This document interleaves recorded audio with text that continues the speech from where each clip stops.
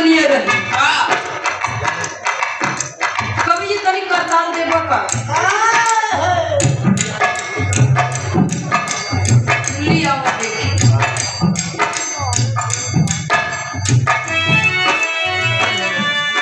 एक सखी से कहता कि डीजे पर सुनाई के न मिले का खाली बिरहाई वाले सुनाई दी। बड़ी अनमोल बात कहत बा का कहे मास्टर साहब।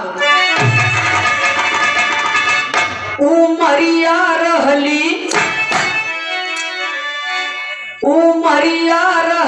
बारी यही रे सहेलरिया। उमरिया रहली बारी यही रे सहेलरिया। उमरिया रहली बारी यही रे सहेलरिया। उमरिया रहली बारी यही रे सहेलरिया। उमरिया रहली बारी यही रे सहेलरिया। उमरिया रहली बारी यही रे सहेलरिया।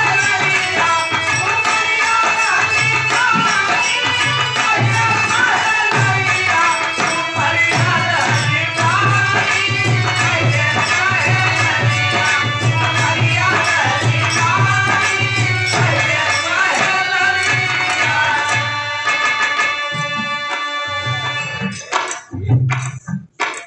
समाज के सम्मानित हृदय सम्राट लेखक जनपद प्रेरो बिरहा जगत के बड़े ही सम्मानित लेखक माननीय श्री सूर्य भान यादव फतुहा प्रयागराज की पावन सरजमी से और बहुत सम्मान आपके परिवार से ग्राम सभा से हमें मिलता है। कवि जी यहाँ पर उपस्थित हैं। माननीय कवि जी की ओर से सादर 200 रुपए का अनमोल पुरस्कार है। ये लिए कवि जी पैसा की गिनती होत है और आशीर्वाद की गिनती नहीं होती। ये अनमोल आशीर्वाद है जिसका कोई मोल नहीं है। बहुत बहुत आपके माननीय श्री सूर्य भान यादव फतुहा प्रयागराज की पावन सरजमी से और बहुत सम्मान आपके परिवार से ग्राम सभा से हमें मिलता है। कवि जी यहाँ पर उपस्थित हैं। माननीय कवि जी की ओर से सादर 200 रुपए का अनमोल पुरस्कार है। ये लिए कवि जी पैसा की गिनती होत है और आशीर्वाद की गिनती नहीं होती। ये अनमोल आशीर्वाद है जिसका कोई मोल नहीं है। बहुत बहुत आपके श्री चरणों में मैं सादर नमन करती हूँ, प्रणाम करती हूँ। हमारे मंच पर उपस्थित हमारे पूज्य कवि जी श्री खेमराज यादव मोछ वाले, जिनकी देन है कि ये बिरहा समाज हमें मिली है। सुनने वाले श्रोता सज्जनों, नाने मास्टर साहब, गुरु और शिष्य का नाता ऐसा होता है कि परमात्मा के अलावा गुरु और शिष्य के बीच में किसी को आने की इजाजत नहीं होती है। चाहे कोई लाख कितना कहे, कितनी भी बुराई करे, कुछ भी कहे, पर गुरु और शिष्य के नाते के बीच में केवल परमात्मा का आशीर्वाद होता है, तीसरे का स्थान नहीं होता है। हमारे पूज्य कवि जी यहाँ पर बैठे हैं, जिन्होंने मेरा लालन पालन किया, मुझे शिक्षा दीक्षा दी, बिरहा की दुनिया में ले आए। और पूज्य कवि जी श्री सूर्य भान यादव जी यहाँ पर बैठे हुए हैं। हम चाहेंगे कि हमारे गुरुजनों के लिए एक बार जोरदार तालियों से आप लोग सम्मान करेंगे। सादर नमन आशीर्वाद की कामना है। गवैया लिखा लिखान पावता गावता, लेकिन कवि लोग सोच के सागर में डूब करके कैसे कैसे मोतियां निकाल लेते हैं और कम से कम 1000 शब्द खोजने पर तब एक शब्द मिलता है बिरहा में लिखने के लिए। कवि लोग पावत खाली माला और वही ताली, ताली लोग बजाए तो माला पैदा। ऐसा बा मास्टर साहब, जो अपने लिए मरता है उसका मरण होता है। त्रिभुवन भैया जी, सूरज बाबू जी, अपने लिए मरता है उसका मरण होता है। जो देश और समाज के लिए मरता है उसका नित्य प्रतिदिन स्मरण होता है। तो हमारी मृत्यु स्मरणीय होनी चाहिए। मरना तो है ही है, लेकिन कम से कम मरे के बाद केवल स्मरण करे, बात के अनुसरण करे, तो वो मृत्यु भी सार्थक हो जाती है। पहली लाइन में कहना है, बारी उम्र में खतरा कब है, पहिला जब गईली गवनवा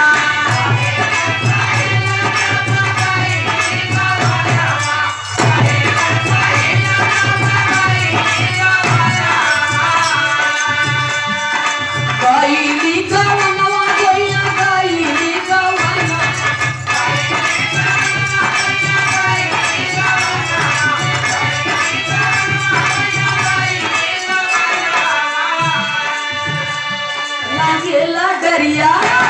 लागेला डरिया भाई यही तो सहलरिया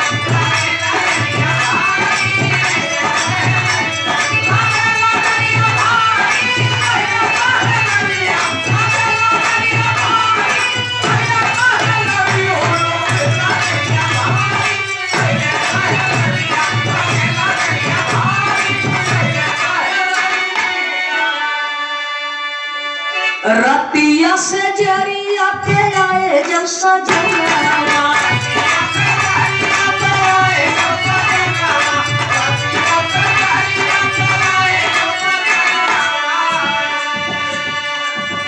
वाह कहता सखी अपने सखी से एके अन्यथा मत ली है परमानेंट रहा टेम्परेरी न हो आज वाई काल जाई वाला काम न होई आत्मा रूपी दुल्हन परमात्मा रूपी पिया से बात हो रही है पता नहीं कजनी कितना जने आए भक्ति की है मर गए जनबन की है भक्ति कौने पेड़े पर फरत है तो ढेर भक्ति अब बेचारे में होय लगी तबई ने गाना नहीं कराबो गोरिया देहले गजोधर पे धोखा पहल की लाइन तू बताए रहे न दूसर की हम बतावत है ई गाना यही बरे निकले रहा यार बोलावे बतावे ली सोखा गोरिया देहले गजोधर पे धोखा तब से हमार पिरात रहा कोखा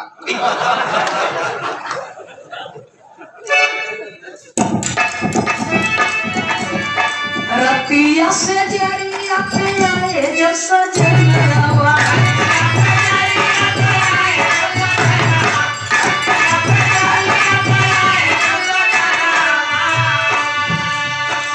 आए जब सजनवा बनिया आए जब सजनवा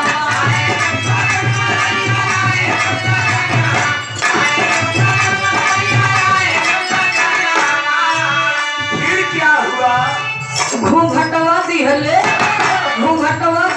ठाई यही रे सहलरिया घूंघटवा दिहले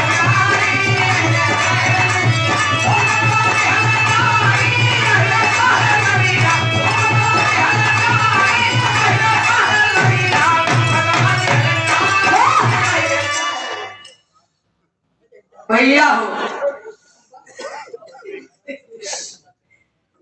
कितना बढ़िया बात बा समझे वालन के बहुत कुछ बा न समझे वालन के कुछ नहीं है हमारे त्रिभुवन भैया वही कहे हैं और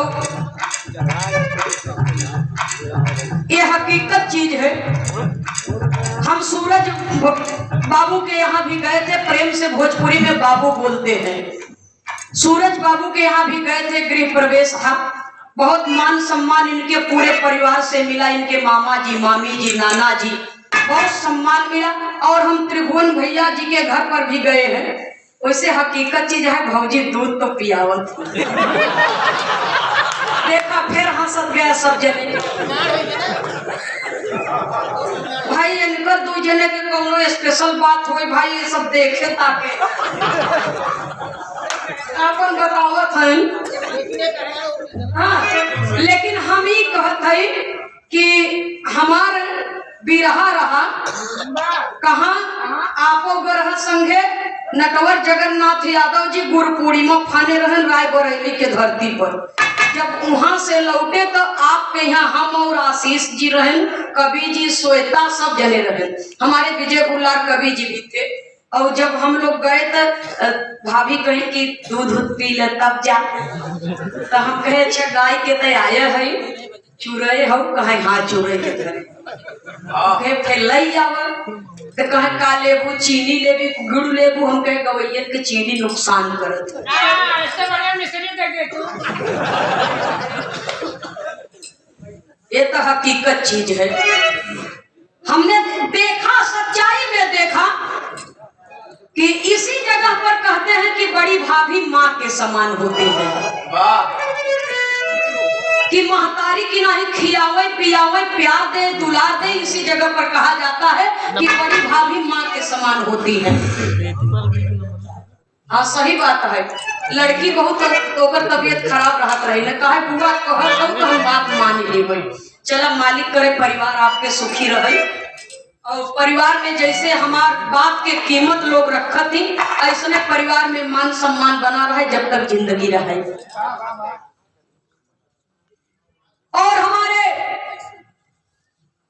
रोशन लाल यादव शिक्षा शिवालय के सजग प्रहरी और पूज्य बाबू प्रधान जी के बाबू मान सिंह यादव जी के दाहिने हाथ की तरह आप साथ में लगे रहते हैं, पूरा बल देते हैं और सहयोग प्रदान करते हैं। माननीय श्री रोशन लाल यादव मास्टर साहब शिक्षा शिवालय के सजग प्रहरी हैं। आप कोतारी पश्चिम की पावन धरती से सादर 501 रुपया देकर के सम्मान किया गया। बहुत बहुत गुरुदेव जी के श्री चरणों में सादर प्रणाम करती हूँ, नमन करती हूँ।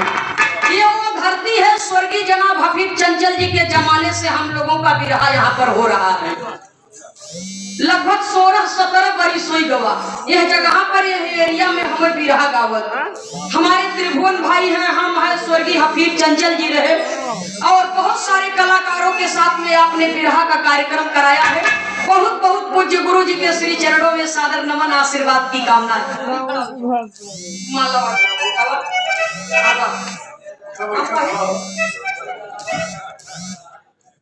इसलिए कि जब ये इतनी बड़ी रहे तब के हमें यह जगह पर आवत है और पिता बेटी का श्रृंगार करता है। एक बार जोरदार तालियों से आप लोग सम्मान करेंगे। और देखिए मोछ वाले का दीदार होने जा रहा है।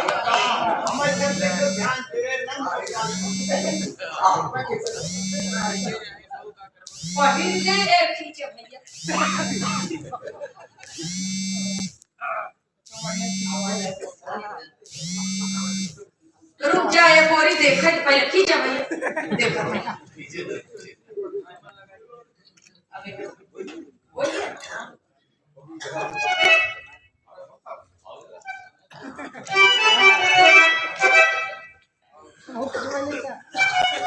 हाँ परम आदरणीय परम श्रद्धेय हम कलाकारों के अभिभावक, समाज के शुभ चिंतक, समाज के जननायक, ग्राम सभा थापा लावलपुर के बड़े जानदार बड़े शानदार ग्राम प्रधान,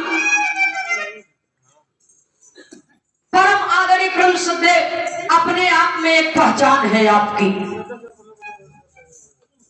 माननीय श्री मान सिंह यादव जी मोछ वाले ग्राम प्रधान महोदय जी की ओर से ग्राम पंचायत थामा लावलपुर के आप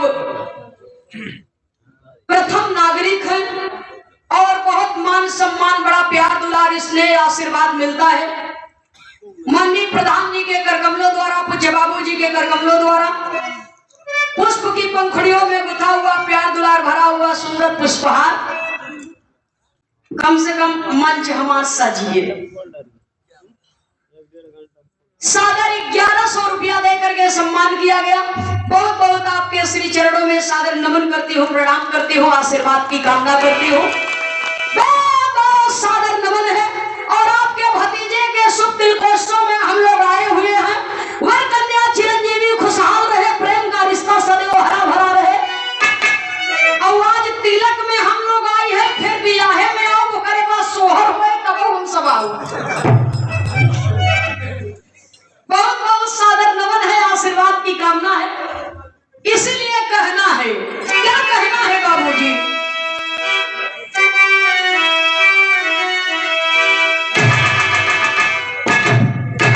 ये हमारे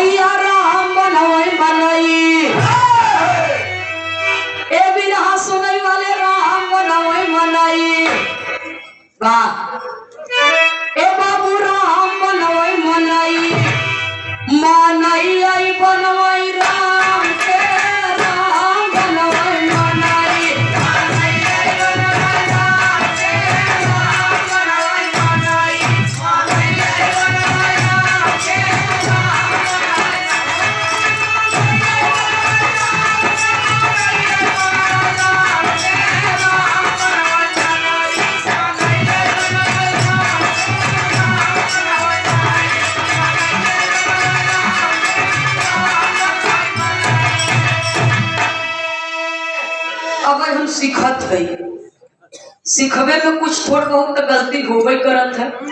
हम समझ ल दत्ता रामधार के बच्चा है, उनके करताल के बच्चा है। सिखाने में बहुत गलती होती लेकिन बनी जात सूरदास जी, राम के बनावल मनई डोलाई और बोला,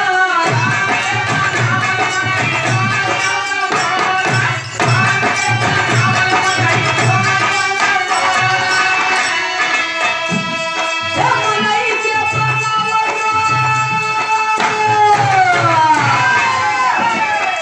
मनई के बनावल नाही कोनो काम के, राम बनवल मनई मनई बनवल राम के, राम बनवल मनई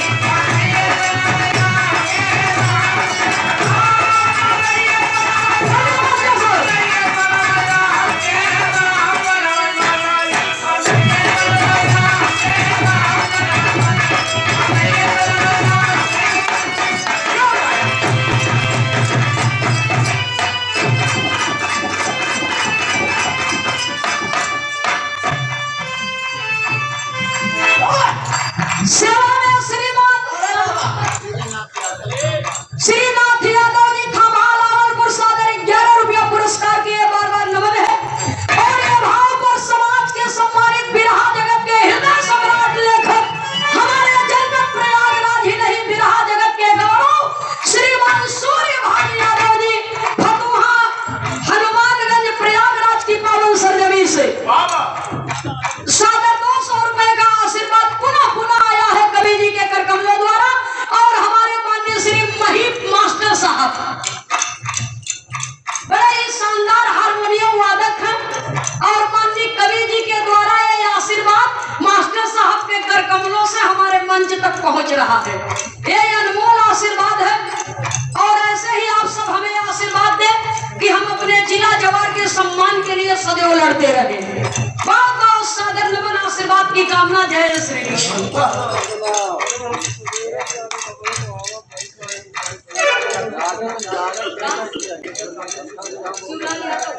सेवा में श्रीमान श्री शिवलाल यादव जी प्रधानाचार्य महोदय जी,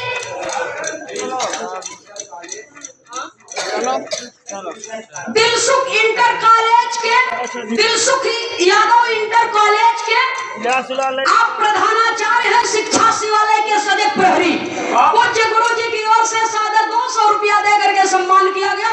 बहुत बहुत सादर नमन आशीर्वाद की कामना है। काम देवत है मास्टर साहब।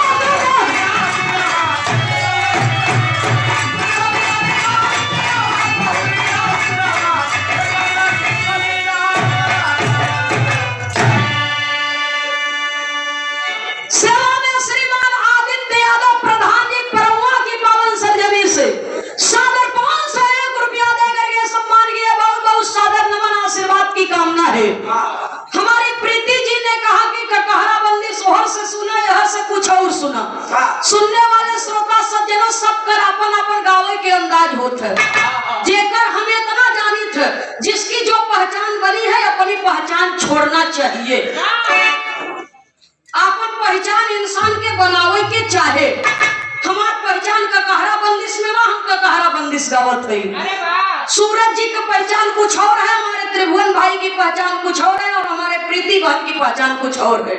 तो लोगन के अपन अपन पहचान छोड़े के चाहे, ताकि हमारे बाद हमसे बेसी लोग गावे, लेकिन हमारे हम दोबारा अगर पैदा होई तो हम होई ना दूसर के पैदा ना हो, जे होई वो हमसे बेसी होई, हमसे 20 हो जाए चले। इसलिए दादा राम आधार क्यों न होए, बाबू राम कैलाश जी क्यों न होए, और त्रिभुवन जी भी क्यों न होए, न क्यों प्रीति होए, न क्यों नंदनी होए, न क्यों सूरज होए। सुनने वाले श्रोता सज्जनों, एक छोटा सा बिरहा आपके बीच में प्रस्तुत है। हास्य करुण और वीर रस से लेते हुए ऐतिहासिक कहानी है। अब मास्टर साहब देखी लह जाएगा।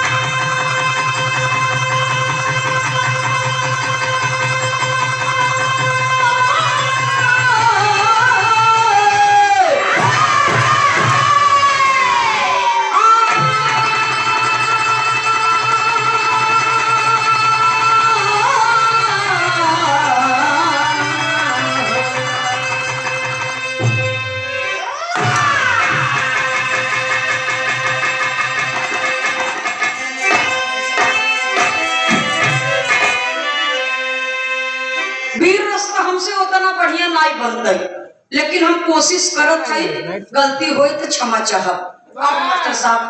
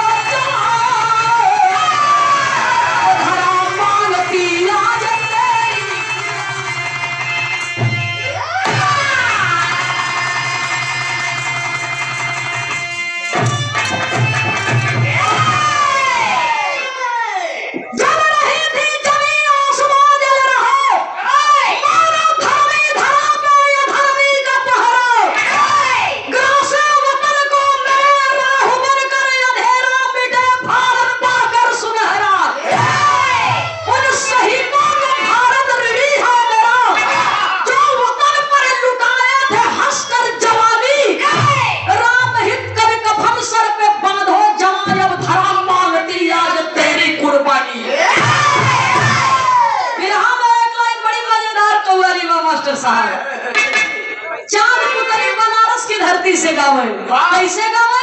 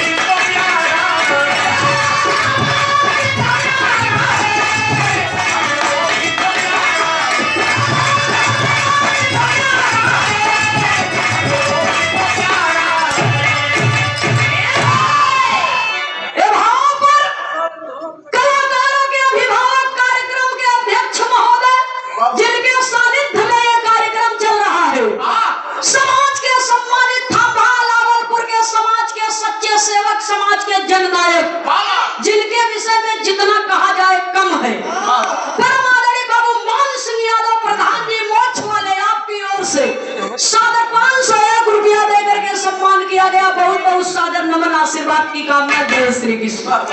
जरा आप लोग गौर करेंगे, ईद तक कव्वाली रहा, लेकिन बिरहा में वीरों के लिए कहा गया। क्या कहा गया? अरे झुकता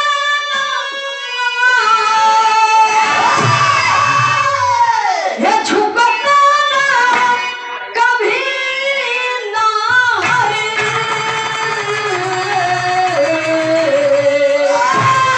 ये झुकता कभी ना हरे, गीदड़ के झुकाने से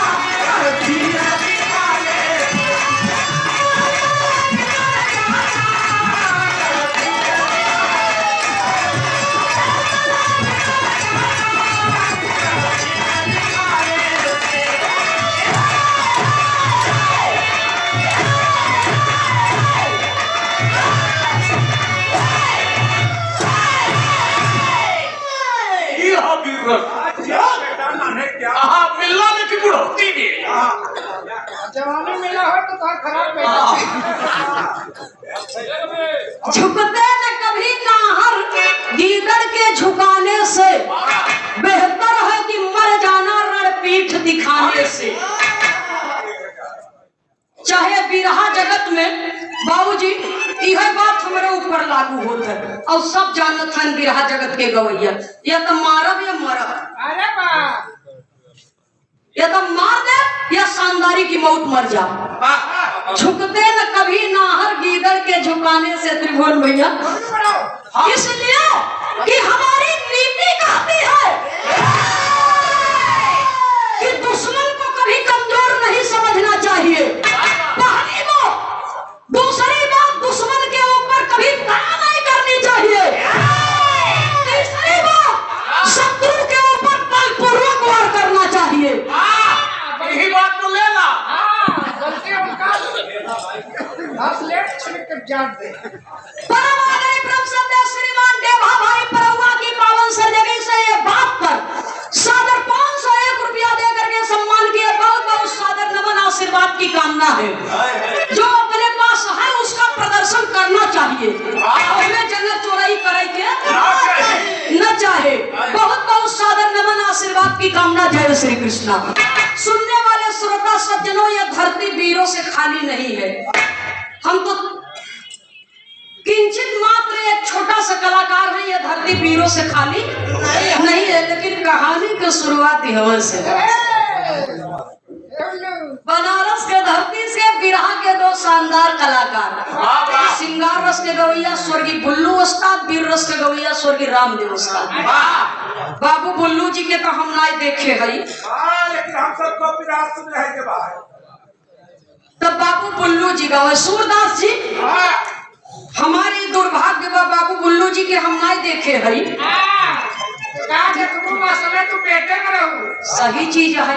हम पैदा नहीं भइल है तो देखो बड़ा स्टोनोग्राफी कर रहा। मतलब बिरहा जगत में हम जन्म ही नहीं रहे का देखब। बनी रहा तोहर माई ऐसा बिटिया पैदा कर। सही चीज है, तोहरा माई बनी रहा नहीं का करे हमारे सबने धोख भजू। हमारा माई बनी रहा सब बेटवा पैदा कर दिलो।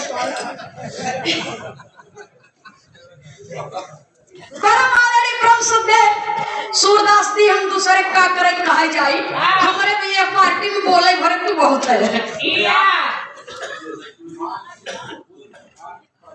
परम आदरणीय बाबू मान सिंह जी भूतपूर्व प्रधान परवा की पावन धरती से सादर 501 रुपया दे करके सम्मान किया गया। बहुत बहुत सादर नमन आशीर्वाद की कामना है। और इसी बात पर परम आदरणीय परम श्रद्धेय पूज्य बाबू रोशन लाल यादव जी शिक्षा शिवालय के सजग प्रहरी विद्यालय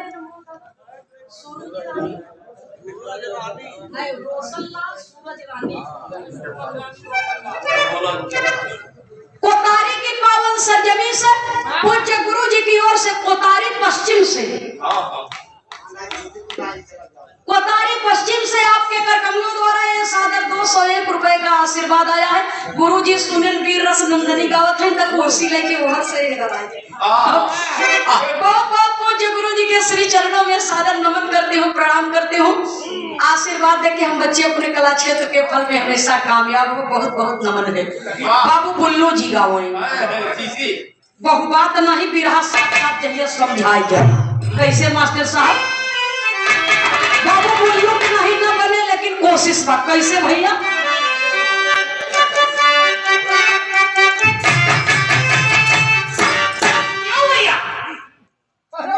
आप ही हैं बाबू रोशन लाल यादव जी माननीय गुरु जी कोतारी पश्चिम से बहुत बहुत सादर चरण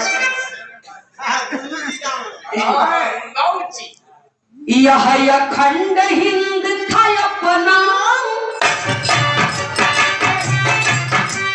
नहीं हुआ पाक बंटवारा। अरे हिंदू मुसलमाना था ये कभी वतन का नारा।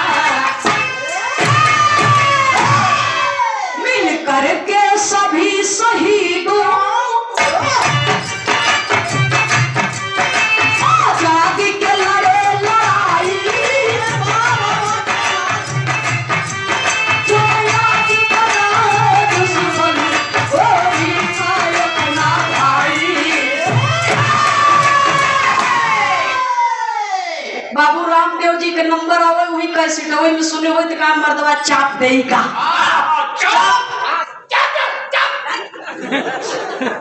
ये वहाँ का भाषा है।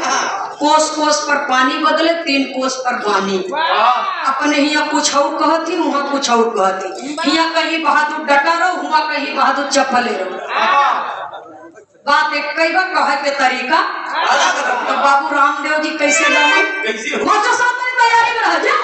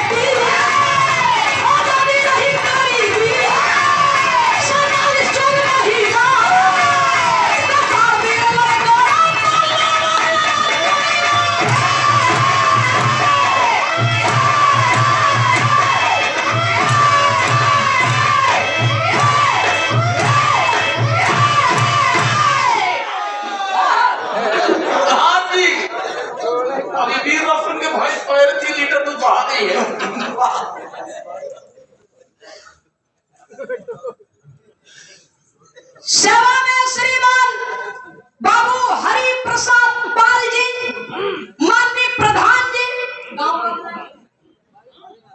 अच्छा श्रीमान हरि प्रसाद यादव जी माननीय प्रधान जी बल्लभपुर की पावन सर्जरी चिंता जिन करा एक कई माई से खानदान सब निकला बा। बोल दिया फिर से बोल देते ही। सादर 501 रुपया दे करके सम्मान किया गया श्रीमान हरि प्रसाद यादव जी, ग्राम प्रधान बल्लभपुर की पावन धरती से। बहुत बहुत सादर नमन है। ये सब हमारे प्रधान जी के सम्मान में आए हुए हैं। गावे वाला बेहतर नहीं हो, सुने वाले समझे वाले विद्वान होती। परम आदरणीय परम श्रद्धेय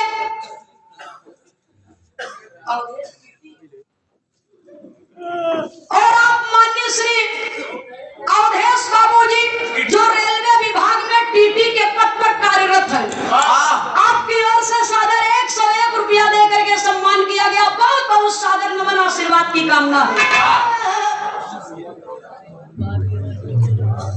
सेवा में श्रीमान बाबू जसवंत यादव जी कोटेदार महोदय जी, तिगरा जलालपुर की पावन धरती से 201 रुपया दे करके सम्मान किया। बहुत बहुत सादर नमन है। खैर मेहनत का कदर तो भाई। बहुत बहुत सादर नमन आशीर्वाद की कामना है। अब जरा आप लोग बात के समझिए। बड़ा हल्ला गुल्ला भाई। नहीं हल्ला गुल्ला हो अपने जगह पर, लेकिन कहानी का मतलब कि जैसे चाउर के राय दे, भूसी अलग, किनकी अलग और खड़ा वाला चाउर वैसे भी रहा हो जाए। Rice mill. अरे वाह, हाँ तो राइस मिल हम भाई यह जान लगी रहा माने में। अब यहाँ संगम लगा बना है जे रच्चा लपेटुआ काम करत हो के हम लपेट दे। सुने वाले बाबूजी जरा आप लोग गौर करेंगे। जिस समय भारत पाकिस्तान का बंटवारा नहीं हुआ था, कहानी की आप लोग समझ रहे, हमारी मातृ शक्तियां भी सुन रही हैं। भारत पाकिस्तान का बंटवारा नहीं हुआ था, हिंदुस्तान जिंदाबाद इनकलाब जिंदाबाद का नारा लग रहा था। लाहौर के रहने वाली एक विधवा माँ है, जिस माँ के कोख से एक लड़की एक लड़का, बिटिया का नाम सरिता, बेटवा का नाम करतार सिंह पहलवान, और लंदन से एक पहलवान आया जिसका नाम था ब्राउन्स पहलवान। आकर के ललकार दिया हिंद की धरती पर कि हाँ कोई माँ का लाल, जो ब्राउन्स पहलवान से हाथ मिलाएगा। हिंदुस्तान वाले कहते हैं कहाँ सा जंगली कुत्ता आ गई। करतार पहलवान निकले, क्या साले डिब्बे का दूध पीने वाले। तुम लोग स्वयं लोकल हो, तुम लोगों की बातें भी लोकल है। क्या बता है? ओरिजिनलिटी न तुमन के अंदर बा न तोहरे सबके बात के अंदर। चला जाना मारा तो हवा निकल जाएगी। करतार सिंह पहलवान का बात सुन के ब्राउन्स पहलवान एकदम भारी भरकम शरीर, ब्राउन्स पहलवान का है लड़के, क्या तू मेरे से लड़ेगा? कहा देखा तू तो ऐसे बात मत कर। तुम क्या है रे?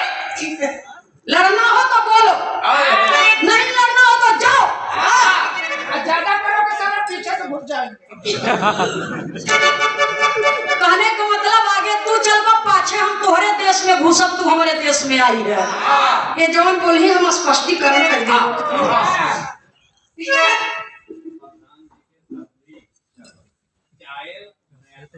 नौका समझी है ना।